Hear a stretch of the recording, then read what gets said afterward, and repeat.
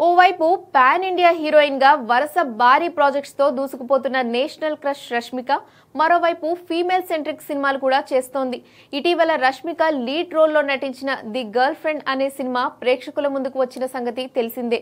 November 7న release అయిన ఈ సినిమాలో దీక్షిత్ శెట్టి హీరోగా నటించగా రాహుల్ రవీంద్రన్ డైరెక్షన్ చేశారు. గీతా ఆర్ట్స్ బ్యానర్ మీద విద్యా కొప్పినిడితో కలిసి ధీరజ్ మొగల్నేని నిర్మించారు. అయితే ఈ సినిమా మొదటి ఆట నుంచి మిక్స్ టాక్ తెచ్చుకుంది. కొంతమందికి బాగా కనెక్ట్ అయితే కొంతమందికి మాత్రం అసలు ఏ మాత్రం కనెక్ట్ కాకుండా అయిపోయింది. కానీ సినిమాకి మాత్రం కలెక్షన్స్ బానే వస్తున్నాయి. ఇదే విషయాన్ని ముందు నుంచి సినిమా యూనిట్ చెబుతూ వచ్చింది.